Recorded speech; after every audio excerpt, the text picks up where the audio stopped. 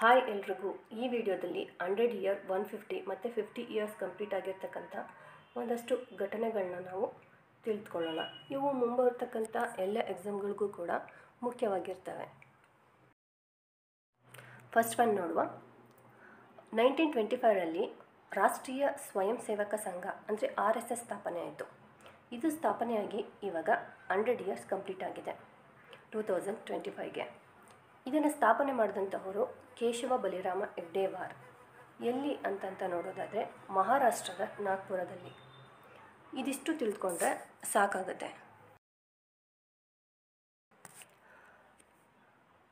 ಅದೇ 1925 August 7ರಂದು MS Swaminathan ರವರ ಹುಟ್ಟಿದ ದಿನ. ಆ ಒಂದು ಜನನದ ದಿನವನ್ನು ಅಂತಾರಾಷ್ಟ್ರೀಯ ಮಟ್ಟದಲ್ಲಿ ಈ ಶತಮಾನೋತ್ಸವವನ್ನು ಆಚರಿಸಲಾಗುತ್ತೆ. MS ಸ್ವಾಮಿನಾಥನ್ ರವರು ಯಾರು ಅನ್ನೋದು ನಮಗೆಲ್ರಿಗೂ ಗೊತ್ತೇ ಇದೆ. ಹಸಿರು ಕ್ರಾಂತಿಯ ಪಿತಾಮಹ ಅಂತೇಳಿ ಕರಿತೀವಿ. ಅದು 1960 ದಶಕದಲ್ಲಿ ಬಂದಂತಹದ್ದು. ನೆಕ್ಸ್ಟ್, ಮಹಾತ್ಮ ಗಾಂಧೀಜಿಯವರು ಅಮ್ರೇಲಿಗೆ ಭೇಟಿಯನ್ನು ನೀಡ್ತಾರೆ. ಯಾವ ಒಂದು ವಿಷಯವಾಗಿ ಅಂತ ನೋಡೋದಾದರೆ ಈ ಖಾದಿ ಉದ್ಯಮದ ಕುರಿತಂತೆ ಮತ್ತು ಅಸ್ಪೃಶ್ಯತೆ ನಿರ್ಮೂಲನೆ ಮಾಡಬೇಕು ಅಂತ, ಜನರಲ್ಲಿ ಜಾಗೃತಿಯನ್ನು ಮೂಡಿಸ್ಬೇಕು ಅಂತ. ಇದನ್ನು ಕೇಳುವಂಥ ಚಾನ್ಸಸ್ ಇರಲ್ಲ. ಒಂದು ವೇಳೆ ಕೇಳಿದರೆ ತಿಳ್ಕೊಂಡಿರಬೇಕಾಗುತ್ತೆ. ನೆಕ್ಸ್ಟ್, ಭಾರತೀಯ ರೈಲ್ವೆ ವಿದ್ಯುದೀಕರಣ ಪ್ರಾರಂಭಗೊಂಡಿದ್ದು ಇದೇ 1925 ಫೆಬ್ರವರಿ 3ರಂದು ರೈಲ್ವೆಯನ್ನು ವಿದ್ಯುದೀಕರಣಗೊಳಿಸಲಾಯಿತು. ಅಂದರೆ ಭಾರತದ ಮೊದಲ ವಿದ್ಯುತ್ ಚಾಲಿತ ರೈಲು ಸೇವೆ ಪ್ರಾರಂಭವಾಯಿತು. ಎಲ್ಲಿಂದ ಅಂತ ನೋಡೋದಾದರೆ ಬಾಂಬೆ ವಿಟಿಯಿಂದ ಕುರ್ಲಾವರೆಗೆ. ಇದು ಕೂಡ 100 ವರ್ಷ ಪೂರ್ಣಗೊಳಿಸಿದೆ. ಮತ್ತು ಇದರ ಒಂದು ಶತಮಾನೋತ್ಸವವನ್ನು ಕೂಡ ಈಗ ಆಲ್ರೆಡಿ ಆಚರಣೆ ಮಾಡಲಾಗಿರುತ್ತೆ. ನೆಕ್ಸ್ಟ್, ಕಾಕೋರಿ ಸಂಚು ಪ್ರಕರಣ. ಇದು 1925 ಆಗಸ್ಟ್ 9ರಂದು ನಡೆದಂತಹದ್ದು. ಕಾಕೋರಿ ಅಂತಕ್ಕಂಥ ಪ್ಲೇಸ್ ಲಕ್ನೋ ಸಮೀಪ ಬರುತ್ತೆ. ಈ HRA ಅಂತ ಒಂದು ಸಂಘಟನೆ ಇತ್ತು, ಅಂದರೆ ಹಿಂದೂಸ್ತಾನ್ ರಿಪಬ್ಲಿಕ್ ಅಸೋಸಿಯೇಷನ್ ಅಂತೇಳಿ. ಅದರಲ್ಲಿ ಇರ್ತಕ್ಕಂಥ ಮೆಂಬರ್ಸ್ಗಳು ಈ ಪ್ರಕರಣದಲ್ಲಿ ಭಾಗಿಯಾಗಿದ್ದರು. ಈ ಮೆಂಬರ್ಸ್ಗಳು ಬೇರೆ ಯಾರೂ ಅಲ್ಲ, ಇವರನ್ನೇ ಕ್ರಾಂತಿಕಾರಿಗಳು ಅಂತ ಕರೆಯಲಾಗ್ತಿದ್ದು. ಈ ಪ್ರಕರಣದಲ್ಲಿ ಕಂಡುಬರ್ತಕ್ಕಂಥ ಪ್ರಮುಖ ವ್ಯಕ್ತಿಗಳು ಅಂತ ನೋಡೋದಾದರೆ ರಾಮ್ ಪ್ರಸಾದ್ ಬಿಸ್ಮಿಲ್, ಅಶ್ಫಾಕ್ ಉಲ್ಲಾ ಖಾನ್, ರಾಜೇಂದ್ರ ಲಹರಿ, ರೋಷನ್ ಸಿಂಗ್, ಇವರಿಷ್ಟು ಜನ. ಜೊತೆಗೆ ಚಂದ್ರಶೇಖರ್ ಆಜಾದ್ರವರು ಕೂಡ. ಈ ಚಂದ್ರಶೇಖರ್ ಆಜಾದ್ರವರನ್ನು ಬಿಟ್ಟು ಇನ್ನು ಉಳಿದಂಥ ಎಲ್ಲರಿಗೂ ಕೂಡ ಮರಣದಂಡನೆಯನ್ನು ವಿಧಿಸಲಾಗುತ್ತೆ. ಈ ಚಂದ್ರಶೇಖರ್ ಆಜಾದ್ರವರು ಈ ಘಟನೆಯ ನಂತರದಲ್ಲಿ ತಪ್ಪಿಸಿಕೊಳ್ತಾರೆ. ಆದರೆ ಮತ್ತೆ ಒಂದು ಸರಿ ಇವರು ಸ್ವತಃ ತಮ್ಮನ್ನು ತಾವೇ ಗುಂಡು ಹಾರಿಸ್ಕೊಂಡು ಸಾಯ್ತಾರೆ. ಈ ಸಂಘಟನೆಯನ್ನೇ ಮುಂದೆ ಭಗತ್ ಸಿಂಗ್ರವರು ಮತ್ತು ಅವರ ಸಂಗಡಿಗರು ಇದನ್ನು ಪುನಃ ಸಂಘಟಿಸ್ತಾರೆ. ಇಂಡಿಯನ್ ಹಾಕಿ ಫೆಡರೇಷನ್ ಇದು ಕೂಡ 1925 ನವೆಂಬರ್ 7ರಂದು ಸ್ಥಾಪನೆಗೊಂಡಿತು. ಹಾಕಿ ಕ್ರೀಡೆಗೆ ಅಂತಲೇ ಭಾರತದಲ್ಲಿ ಪ್ರಥಮವಾಗಿ ಒಂದು ಮಂಡಳಿಯನ್ನು ಸ್ಥಾಪನೆ ಮಾಡಲಾಗಿತ್ತು. ಇಂದು ನಮ್ಮ ಭಾರತ ಈ ಕ್ರೀಡೆಯಲ್ಲಿ ಮುಂಚೂಣಿ ಸ್ಥಾನದಲ್ಲಿದೆ. ನೆಕ್ಸ್ಟ್, 50 ವರ್ಷ ಪೂರ್ಣಗೊಂಡಂತಹ ಘಟನೆಗಳನ್ನು ನೋಡೋಣ. ಮೊದಲಿಗೆ ತುರ್ತು ಪರಿಸ್ಥಿತಿ.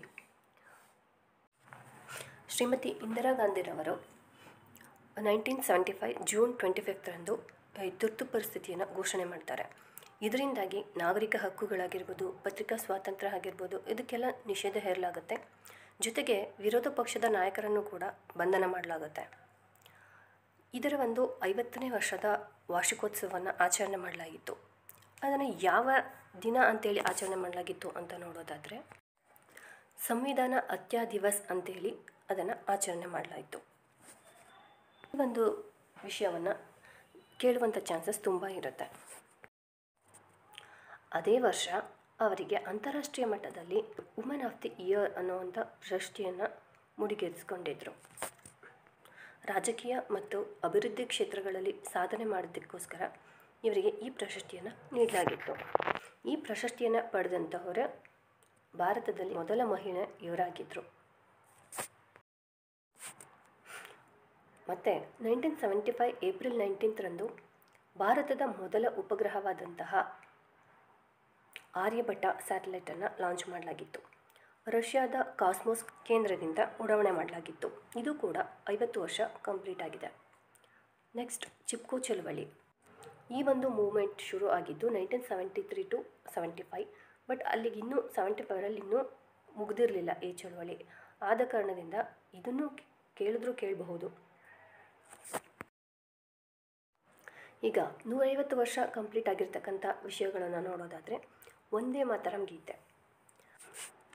ಬಂಕಿಮ್ ಚಂದ್ರ ಚಟ್ಟೋಪಾಧ್ಯಾಯರವರು 1875ರಂದು ಈ ಒಂದು ಗೀತೆಯನ್ನು ರಚಿಸಿದರು. 2025ಗೆ 150ನೇ ವರ್ಷದ ರಾಷ್ಟ್ರಮಟ್ಟದ ಆಚರಣೆಯನ್ನು ಕೂಡ ಮಾಡಲಾಗಿತ್ತು. ಮೋದಿ ಅವರು 2025 ನವೆಂಬರ್ 7ರಂದು ಈ ಒಂದು ಕಾರ್ಯಕ್ರಮವನ್ನು ಪ್ರಾರಂಭಿಸಿದ್ದು. ಜೊತೆಗೆ ಇದರ ಒಂದು ನೆನಪಿಗಾಗಿ ನಾಣ್ಯಗಳನ್ನಾಗಿರ್ಬೋದು, ಟಪಾಲು ಚಿಹ್ನೆಗಳನ್ನಾಗಿರ್ಬೋದು ಬಿಡುಗಡೆ ಮಾಡಲಾಗಿರುತ್ತೆ. ಜೊತೆಗೆ ಶಾಲಾ ಕಾಲೇಜುಗಳಲ್ಲಾಗಿರ್ಬೋದು ಅಥವಾ ಹಳ್ಳಿಯ ಮಟ್ಟದಲ್ಲಾಗಿರ್ಬೋದು, ಈವನ್ ಕರ್ನಾಟಕದಲ್ಲೂ ಕೂಡ ಕೆಲವೊಂದಷ್ಟು ಕಾರ್ಯಕ್ರಮಗಳು ನಡೆದಿವೆ. ಜೊತೆಗೆ ಸಂಸ್ಕೃತಿ ಮಂತ್ರಾಲಯದಿಂದ ವಂದೇ ಮಾತರಂ ಅಟ್ 150 ಘೋಷಣೆ ಕೂಡ ನೀಡಲಾಗಿದೆ. ಇದನ್ನು ಸ್ವಲ್ಪ ನೋಡ್ಕೊಳ್ಬೇಕಾಗತ್ತೆ. ಈ ಗೀತೆಗೆ 150 ಇಯರ್ಸ್ ಕಂಪ್ಲೀಟ್ ಆಗಿರೋದ್ರಿಂದ ಇದು ಇವಾಗ ಚಾಲ್ತಿಯಲ್ಲಿರ್ತಕ್ಕಂಥ ವಿಷಯ ಆಗಿದೆ. ಇವಾಗ ನಮಗೆ ತಿಳಿದಿರೋ ಹಾಗೆ ಉತ್ತರ ಪ್ರದೇಶದಲ್ಲಿ ಎಲ್ಲ ಶಾಲಾ ಕಾಲೇಜುಗಳಲ್ಲೂ ಕೂಡ ಈ ವಂದೇ ಮಾತರಂ ಗೀತೆಯನ್ನು ಕಡ್ಡಾಯಗೊಳಿಸಬೇಕು ಅಂತೇಳಿ ಮಾಡೋ ಚಿಂತನೆ ನಡೀತಾ ಇದೆ. ನೆಕ್ಸ್ಟ್ 150 ಇಯರ್ಸ್ ಕಂಪ್ಲೀಟ್ ಆಗಿರ್ತಕ್ಕಂಥ ಮತ್ತೊಂದು ವಿಷಯ ಅಂತಂತಂದರೆ ಸರ್ದಾರ್ ವಲ್ಲಭಭಾಯ್ ಪಟೇಲ್ ಅವರ ಜನನವಾಗಿರ್ತಕ್ಕಂತಹದ್ದು. ಅಂದರೆ ಅವರ 150ನೇ ಜನ್ಮ ದಿನೋತ್ಸವ ನಡೆದಿರ್ತಕ್ಕಂತಹದ್ದು. ಇವರು ಭಾರತದ ಏಕೀಕರಣದಲ್ಲಿ ಸಲ್ಲಿಸಿದಂಥ ಸೇವೆಗೆ ಇವರನ್ನು ಉಕ್ಕಿನ ಮನುಷ್ಯ ಅಂತಲೂ ಕರೆಯಲಾಗುತ್ತೆ. ಜೊತೆಗೆ ಇವರ ಒಂದು ಸ್ಟ್ಯಾಚ್ಯೂವನ್ನು ಅಂದರೆ ಸ್ಟ್ಯಾಚ್ಯೂ ಆಫ್ ಯೂನಿಟಿಯನ್ನು ಕೆವಾಡಿಯಾ, ಗುಜರಾತ್ನ ಕೆವಾಡಿಯಾದಲ್ಲಿ ಇದನ್ನು ಸ್ಥಾಪನೆ ಮಾಡಲಾಗಿರುತ್ತೆ.